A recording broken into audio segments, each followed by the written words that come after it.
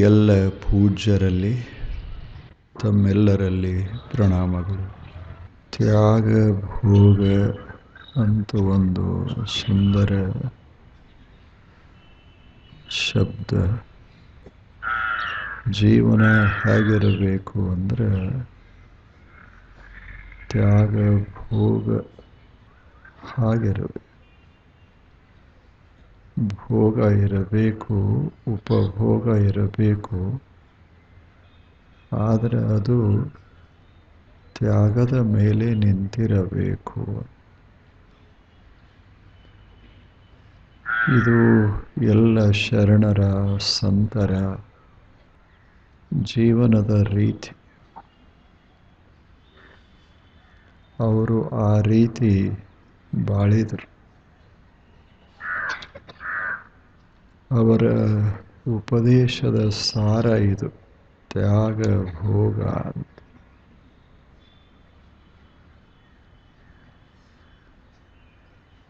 ಯಾವುದೇ ಶರಣರನ್ನು ತಾವು ತೆಗೆದುಕೊಳ್ಳಿ, ಎಷ್ಟು ಚೆನ್ನಾಗಿ ಬದುಕಿದ್ದಾರೆ.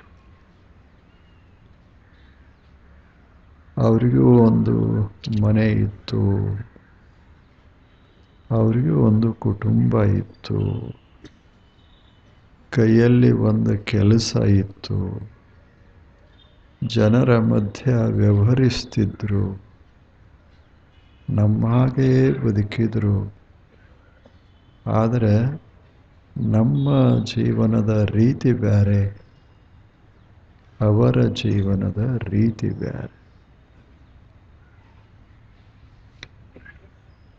ನಮ್ಮದು ಉಪಭೋಗ ಜೀವನ. ನಾವು ಉಪಭೋಗಿಸ್ತೇವೆ. ಅವರು ತ್ಯಾಗ ಭಾವದ ಹಿನ್ನೆಲೆಯೊಳಗೆ ಅವರು ಉಪಭೋಗಿಸ್ತಾರೆ. ಅವರು ನೋಡ್ತಾರೆ, ಅವರು ಕೇಳ್ತಾರೆ.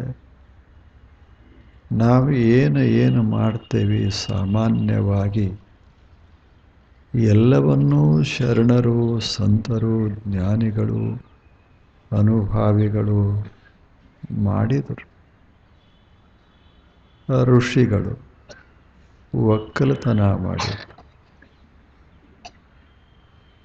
ದನಗಾಯಿಗಳಾಗಿದ್ದರು, ಅಧ್ಯಾಪಕರಾಗಿದ್ದರು. ಎಷ್ಟು. ಆದರೆ ಜೀವನ ಹೇಗಿತ್ತು ಅಂದರೆ ತ್ಯಾಗಮಯ ಜೀವ. ತ್ಯಾಗೇನ ಏಕೇನ ಅಮೃತತ್ವ ಮಾನಶು. ಆದ್ದರಿಂದಲೇ ಅವರು ಅಮೃತತ್ವವನ್ನು ಅನುಭವಿಸಿದರು. ಅದರ ಅರ್ಥ ನೋಡಿ ಸಂತೋಷಪಟ್ಟರು, ಮಾತನಾಡಿ ಸಂತೋಷಪಟ್ಟರು, ಮಾಡಿ ಸಂತೋಷಪಟ್ಟರು. ಸಂತೋಷ ಅವರ ಬದುಕಿನ ಫಲವಾಗಿತ್ತು. ಬದುಕಿನ ಕಳೆ ಅದು ಸಂತೋಷ. ಯಾಕೆ ಅಂದರೆ ಆ ಭಾವ ಇತ್ತು ಅವ್ರಿಗೆ, ಆ ಭಾವ ಇತ್ತು. ನಮ್ಮ ಭಾವಕ್ಕೆ ಅವರ ಭಾವಕ್ಕೆ ಅದೇ ಒಂದು ವ್ಯತ್ಯಾಸ. ನಮ್ಮದು ಅಂತ ಅನುಭವಿಸ್ತೇವೆ, ಇದು ನಮ್ಮ ಭಾವ. ಇದು ದೇವನದು ಅಂತ ಅನುಭವಿಸ್ತಾರೆ, ಅವರ ಭಾವ. ಇದು ತ್ಯಾಗ. ನಮ್ಮದು ಅನ್ನುವ ಭಾವದ ತ್ಯಾಗ, ಆ ಬಳಿಕ ಅನುಭವ. ನಾನು ಈ ಹೂಗಳನ್ನು ನೋಡುತ್ತೇನೆ, ಈ ಹೂಗಳು ನನ್ನವು, ಹೀಗೆ ಅಂದೇ ಇದು ಉಪಭೋಗ. ಏನು ಸುಂದರ ಹೂಗಳು, ನಿಸರ್ಗದ ರಚನೆಗಳು, ದೇವನ ಆನಂದದ ಅಭಿವ್ಯಕ್ತಿಗಳು, ದೇವನ ಸೌಂದರ್ಯದ ರೂಪಗಳು. ಇದು ನನಗೊಂದು ಅವಕಾಶ ಅನುಭವಿಸೋದಕ್ಕೆ ಅಂತ ಅನುಭವಿಸಿದೆ. ಆವಾಗ ಅದು ತ್ಯಾಗ ಭೋಗ. ಅದಕ್ಕೆ ತ್ಯಾಗ ಅಂತ ಕರೀತಾರೆ. ಬಿಡೋದು ತ್ಯಾಗ ಅಂತ ಸಾಮಾನ್ಯವಾಗಿ ನಮ್ಮ ತಿಳುವಳಿಕೆ. ತ್ಯಾಗ ಮಾಡು ಅಂದರೆ ಬಿಟ್ಟು ಬಿಡುವಂತ. ಏನನ್ನ ಬಿಡಲಿಕ್ಕಾಗ್ತದೆ ಈ ಜಗತ್ತಿನಲ್ಲಿ ಹೇಳಿ? ಏನು ಅನ್ನ ಬಿಡ್ಲಿಕ್ಕಾಗ್ತದೋ, ಏನು ನೀರು ಬಿಡ್ಲಿಕ್ಕಾಗ್ತದೋ? ಏನು ಬಿಡ್ತೇವೆ? ಏನು ನೋಡೋದು ಬಿಡೋದು, ಕೇಳೋದು ಬಿಡೋದು, ಮುಟ್ಟೋದು ಬಿಡೋದು, ಉಣ್ಣೋದು ಬಿಡೋದು, ಏನು ಬಿಡೋದು? ಮನೆ ಬಿಡ್ಬೋದು, ಆದರೆ ಇರಾಕೊಂದು ಜಾಗ ಬೇಕಲ್ಲ. ಒಂದು ಬಿಡ್ತೇವೆ, ಇನ್ನೊಂದರಲ್ಲಿ ಇರ್ತೇವೆ ಅಷ್ಟೇ. ಆದರೆ ಈ ಜಗತ್ತಿನಾಗ ಬದುಕಿರುವವರೆಗೆ ಏನೂ ಬಿಡೋಕ್ಕಾಗೋದಿಲ್ಲ. ಮತ್ತು ಹಿಡಿಯೋಕ್ಕೂ ಆಗೋದಿಲ್ಲ. ಅದು ವೈಶಿಷ್ಟ್ಯ. ಏನು ಹಿಡಿಯೋದು? ಏನು ಮನೆ ಹಿಡ್ಕೊಂಡು ಕೂಡಕ್ಕಾಗ್ತದೆ ಹೇಳಿ? ಏನು ಅದ ಈಗ ಹೂ ಅದಾವ, ಏನು ಕಾಯಂ ಹಿಡಿದು ಕೂಡಕ್ಕಾಗ್ತದೇನು? ಯಾವುದೂ ಹಾಗಿಲ್ಲ. ಯಾವುದನ್ನೂ ಹಿಡಿಯಕ್ಕೆ ಬರೋದಿಲ್ಲ, ಯಾವುದನ್ನೂ ಬಿಡಕ್ಕೆ ಬರೋದಿಲ್ಲ. ಬದುಕಂದ್ರೆ ಬದುಕೋದು. ವಸ್ತುಗಳ ಮಧ್ಯದಲ್ಲಿಯೇ ಬದುಕಿನ ಸೌಂದರ್ಯ ಇರೋದು. ಈಗ ಎಲ್ಲರೂ ಮನೆ ಪನಿ ಬಿಟ್ಟು ಇಲ್ಲಿ ಕೂತಿದ್ರೆ ಬಹಳ ಕಷ್ಟ ಇತ್ತು, ಹೌದಲ್ಲ? ಏನೇನೂ ಇಲ್ಲ ಈ ಜಗತ್ತಿನಲ್ಲಿ ಅಂತ ನಾವು ಇಲ್ಲಿ ಕೂತೇವಿ ಅಂದರೆ ಬದುಕು ನಡೆಯೋದಿಲ್ಲ. ಮನೆ ಬೇಕು, ಹೌದಲ್ಲ? ಬದುಕಿಗೆ ಏನು ಬೇಕೋ ಎಲ್ಲವೂ ಬೇಕು. ಜನ ಬೇಕು, ವ್ಯವಹಾರ ಬೇಕು, ದುಡಿಮೆ ಬೇಕು, ದುಡಿಮೆಯ ಫಲ ಬೇಕು, ಎಲ್ಲವೂ ಬೇಕು. ಅದರ ಕೂಡ ಒಂದಿಷ್ಟು ನಗು ಬೇಕು, ಅಳು ಬೇಕು. ಬೇಡೇನು? ನಗೋದಂತ ತಿಳಿದು ಎಲ್ಲರ ಮನೆಗೆ ಹೋಗಿ ನಕ್ಕೋತ ಇರೋದೇನು?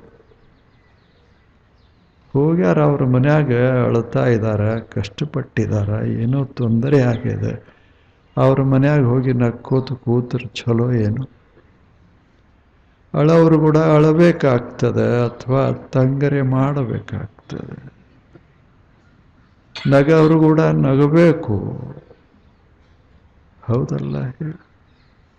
ಎಲ್ಲ ಭಾವನೆಗಳನ್ನು ನಾವು ನಿಸರ್ಗದಿಂದ ಪಡೆದೇವಲ್ಲ, ಸುಮ್ಮನೆ ಪಡೆದಿಲ್ಲ. ಎಲ್ಲವೂ ಉಪಯುಕ್ತ ಅದಾವ, ಎಲ್ಲ ಉಪಯುಕ್ತ.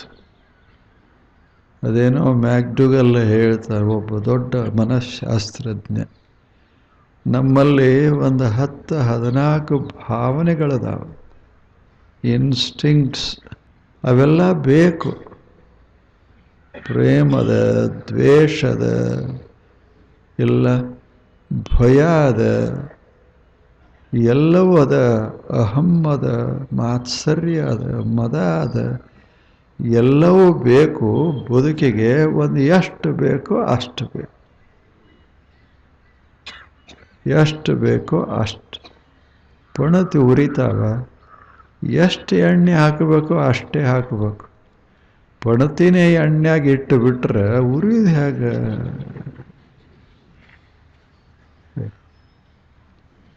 ಪಣತಿಯಾಗಿ ಎಣ್ಣೆ ಇರಬೇಕೇ ವಿನಃ ಎಣ್ಣೆಗೆ ಪಣತಿರಬಾರ್ದು. ಹಾಗೆ ಜಗತ್ತಿನಾಗಿ ನಾವು ಇರಬೇಕೇ ವಿನಃ ಜಗತ್ತು ನಮ್ಮೊಳಗಿರಬಾರದು. ಆವಾಗ ಒಂದು ಜ್ಞಾನದ ಜ್ಯೋತಿ ಉರಿತಿರ್ತದೆ.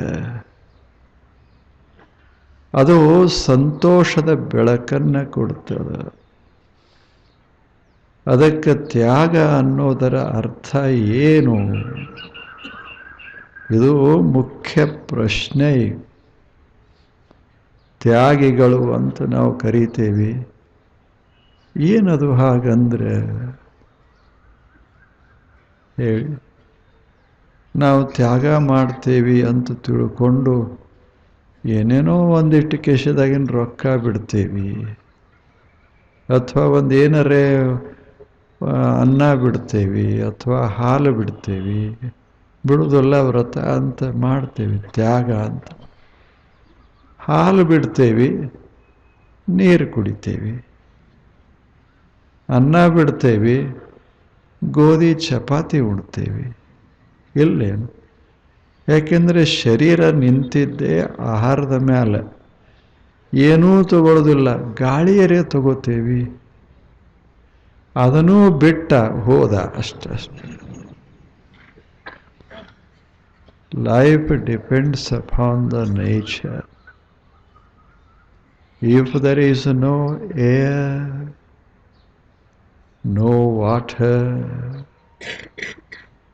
then there is no life. ಹೌದಲ್ಲ? If there is no oil, no wick, then there is no light. ಪಣತೆ ಇಲ್ಲ, ಎಣ್ಣಿಲ್ಲ, ಬತ್ತಿಲ್ಲ, ಇದರ ಅರ್ಥ ದೀಪ ಇಲ್ಲ ಅಷ್ಟೆ. ಹಾಗೆ ಅದು ಇಲ್ಲ, ಗಾಳಿ ಇಲ್ಲ, ಬೆಳಕಿಲ್ಲ, ನೀರಿಲ್ಲ, ಬದುಕಿಲ್ಲ. ಎಲ್ಲರೂ ಬೇಡೇನು? ಇಷ್ಟು ಜನ ಅದಿರೆಲ್ಲ, ನೀವು ಬೇಡೇನು ಹೇಳಿ? ಸಣ್ಣವರು ಬೇಕು, ದೊಡ್ಡವರು ಬೇಕು, ಮುಪ್ಪಾದವರು ಬೇಕು, ಸಣ್ಣಗಿದ್ದವರು ಬೇಕು, ಎಲ್ಲ ಬೇಕಲ್ಲ.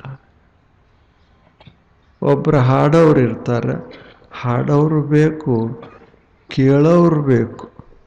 ಇಲ್ಲೇನು? ಹೇಳೋರು ಇರ್ತಾರೆ, ಕೇಳೋರು ಬೇಕು. ಕೇಳೋರು ಅದಾರ ಅಂದ್ರೆ ಹೇಳೋವರೇ ಒಬ್ಬ ಬೇಕು.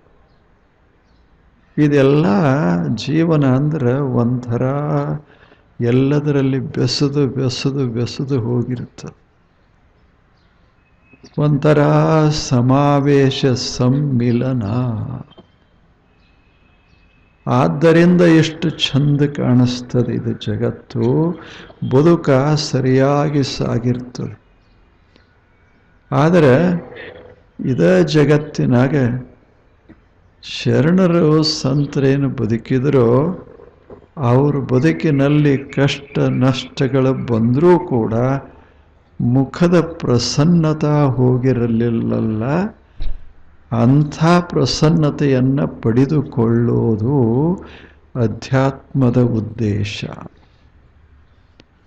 ಎಲ್ಲ ಇರೋದು ಎದಕ್ಕಾಗಿ? ಧರ್ಮ, ತತ್ವಜ್ಞಾನ, ಆ ಬಳಿಕ ಅಧ್ಯಾತ್ಮ, ಇವೆಲ್ಲ ಇರೋದು ಎದಕ್ಕಾಗಿ?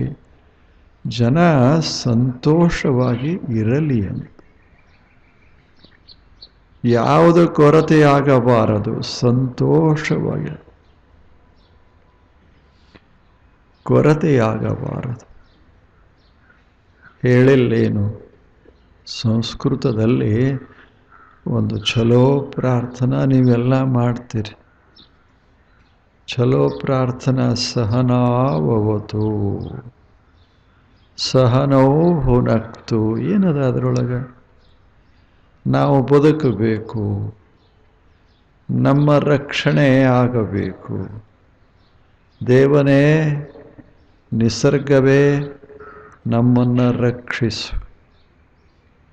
ಅದರ ಅರ್ಥ ನಾವು 100 ವರ್ಷ ಬದುಕಬೇಕು ನೋಡು, ಹಂಗೆ ನಮ್ಮನ್ನು ಇಡು. ಮತ್ತು ಹಂಗೆ ಇಡಬೇಡ, ತಿನ್ನಾಕ ಉಣ್ಣಾಕ ಮಸ್ತಾಗಿಡು. ಸಹನಾವವತು ಸಹನವು ಭುನಕ್ತು. ತಿನ್ನಾಕ ಉಣ್ಣಾಕ ಮಸ್ತಿರಬೇಕು ದೇವನೇ. ಏನೂ ಇಲ್ಲ ಅಂಥದ್ದೇನು ಬದುಕು? 100 ವರ್ಷ ಬದುಕಿ ಏನು ಮಾಡೋದು ಹೇಳು? ಎಲ್ಲ ಇರಬೇಕು. ನೋಡೋದಕ್ಕೆ ಒಂದಿಷ್ಟು ಚಂದ ಇರಬೇಕು. ನೋಡೋದಕ್ಕೆ ಬೇಕಲ್ಲ, ಜಗತ್ತು ಹಸಿರಿರಬೇಕು, ಬಣ್ಣ ಬಣ್ಣಗಳಿರಬೇಕು, ಎಲ್ಲ ಇರಬೇಕು, ನಿಸರ್ಗ ಸುಂದರವಾಗಿರಬೇಕು. ಅಂಥಲ್ಲಿ ನಾವು ಇರಬೇಕು. ಅವ್ರದ್ದು ಹೆಂಗದ ತಲೆಯಾಗಿ ಸಹನೋ ಭುನಕ್ತು, ಯಾವುದು ಕೊರತೆಯಾಗಬಾರದು, ಯಾವುದೂ ಕೊರತೆಯಾಗಬಾರದು. ಬರೀ ನೋಡಿ ಕೇಳೋದಕ್ಕಲ್ಲ, ನಮ್ಮ ಮನಸ್ಸಿನ ಇಚ್ಛೆಗಳು ಕೆಲವುದಾವ, ಅವು ಸಹಿತ ಕೊರತೆಯಾಗಬಾರದು. ಅವು ಕೊರತೆ ಈಗ ಅನ್ನೋದಲ್ಲ. ನಮ್ಮ ಮನಸ್ಸಿನ ಇಚ್ಛೆಯನ್ನು ನಮ್ಮನ್ನು ಎಲ್ಲರೂ ಹಚ್ಕೋಬೇಕು. ಎಲ್ಲರೂ ತಿರಸ್ಕಾರ ಮಾಡಿದರೆ ಬದುಕು ನಿಲ್ಲೋದಿಲ್ಲ. ಬದುಕಿನ ಸೌಂದರ್ಯ ಮರೆಯಾಗೇ ಹೋಗ್ತದೆ. ಆದ್ದರಿಂದ ಎಲ್ಲವೂ ಬೇಕು, ಎಲ್ಲ ಬೇಕು. ಸಹನೋ ಭುನಕ್ತು ಸಹ ವೀರ್ಯಂಕರವಾವಹೆ. ಮತ್ತೆ ಹೆಂಗೆ ಬೇಡ್ಕೋತಾರೆ? ವೀರ್ಯಂ ಶಕ್ತರಾಗಿರಬೇಕು, ನಾವು ಸಶಕ್ತರಾಗಿರಬೇಕು, ಶಕ್ತಿ ಇರಬೇಕು, ನಡೆಯಕ್ಕೆ ಬರಬೇಕು, ಕೂಡಕ್ಕೆ ಬರಬೇಕು, ಕೈಯಿಂದ ಕೆಲಸ ಮಾಡಕ್ಕೆ ಬರಬೇಕು. ಹೇಳಿ, ಎಲ್ಲ ಇರಬೇಕು. ಭಗವಂತನೇ ಶಕ್ತಿ ಸಾಮರ್ಥ್ಯ ಇರಬೇಕು. ಶಕ್ತಿ ಸಾಮರ್ಥ್ಯ ಅಂದರೆ ಜಗಳ ಮಾಡೋದಲ್ಲ, ಮಸ್ತಾಗಿ ನಡೆಯಕ್ಕೆ ಬರಬೇಕು, ನಡೆಯಕ್ಕೆ ಬರಬೇಕು, ಕೂಡಾಕ ನಿಲ್ಲಾಕ ಬರಬೇಕು. ಯಾರೇ ಬಂದು ಕೂಡಿಸೋದು, ಯಾರೇ ಬಂದು ನಿಲ್ಲಿಸೋದು? ಹೇಳಿ, ನಡಿಬೇಕಾದ್ರೆ ವಾಹನಗಳೇ ಬೇಕು, ಕಾಲು ನಡೆಯಂಗಿಲ್ಲ. ಹಿಂಗಾದ್ರೆ ಬದುಕಲ್ಲ. ವೀರ್ಯಂ ಕರವಾವಹೆ, ಸಶಕ್ತಗೊಳಿಸು ನನ್ನ ಇಂದ್ರಿಯಗಳನ್ನು, ನಮ್ಮ ಇಂದ್ರಿಯಗಳನ್ನು. ವೀರ್ಯಂ ಕರವಾವಹೆ, ಎಷ್ಟು ಚಲೋ ಮಾತು. ಸಹನೋ ಭುನಕ್ತು ಸಹ ವೀರ್ಯಂ ಕರವಾವಹೆ ತೇಜಸ್ವಿನಾವಧೀತಮಸ್ತು. ಅಷ್ಟೇ ಅಲ್ಲ, ನಾವೇನು ಕೇಳೇವಿ, ಓದೇವಿ, ನೋಡೇವಿ, ಏನು ಜ್ಞಾನ ಅಂತ ಒಂದಿಷ್ಟದ, ಅದು ಹಿಂಗೆ ಹೊಳಿತಾ ಇರಬೇಕು. ತಲೆಯೊಳಗೆ ಜ್ಞಾನದ ಬೆಳಕಾಗಿರಬೇಕು ಯಾವಾಗಲೂ. ಸಹನಾವಧೀತಮಸ್ತು, ಅವಧೀತಂ ಅಸ್ತು. ಏನು ಕಲಿತೇವೆ, ಜೀವನ ನಮಗೇನು ಕಲಿಸ್ಯದ, ಅಥವಾ ನಮ್ಮ ಬುದ್ಧಿ ಏನು ಬೆಳೆದದ, ಅದು ಇನ್ನಷ್ಟು ಬೆಳೆಯಲಿ, ಅದು ಪ್ರಕಾಶಮಾನವಾಗಿರಲಿ. ಕೇಳಿದ ಮಾತುಗಳು ಮರೆಯದಂತಿರಲಿ, ನೋಡಿದ ನೋಟ ಮರೆಯದಂತಿರಲಿ. ಸುಂದರವಾಗಿದ್ದರೆ ಆ ಬಳಿಕ ಯಾವುದು ನಮಗೆ ಅತ್ಯಂತ ಅವಶ್ಯವೋ ಅಂಥ ಜ್ಞಾನ ತಲೆಯೊಳಗೆ ಮಾಸದೇ ಇರಲಿ. ಇವೆಲ್ಲ ಬೇಕಲ್ಲ ಅಂದರು. ಸಹನೋ ಭುನಕ್ತು ಸಹ ವೀರ್ಯಂ ಕರವಾವಹೆ ತೇಜಸ್ವಿನಾವಧೀತಮಸ್ತು. ಮತ್ತಿಷ್ಟಾಗಿ ನಾ ಹಂಗದೀನಿ ಹಿಂಗದೀನಿ ಅಂತ ಹೇಳ್ಕೊಳ್ಳಕ್ಕೆ ಹೋಗಬಾರದು, ಜಗಳ ಮಾಡಕ್ಕೆ ಹೋಗಬಾರದು.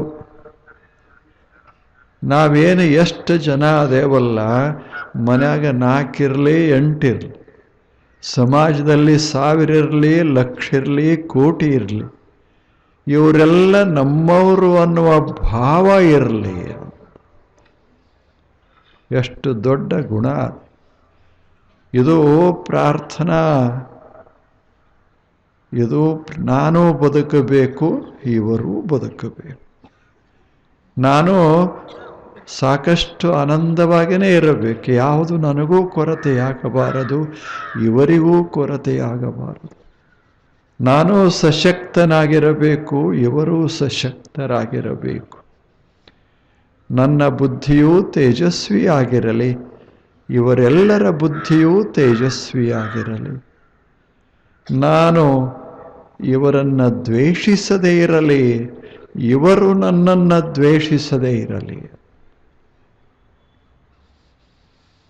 ಇದು ಎಲ್ಲರೂ ಮಾಡಿದ್ದು ಇಷ್ಟ ಬೇಡೇನು? ಇದು ಎದ್ದು ಕೂಡಲೇ ಅವ್ರು ಹೇಳಿದರು, ಮನುಷ್ಯನೇ ಎದ್ದು ಕೂಡಲೇ ಇಷ್ಟ ಅನ್ನು. ಇಷ್ಟ ಅಂದು ಶುರು ಮಾಡು, ಮನೆ ಸ್ವರ್ಗ ಆಗ್ತದೆ,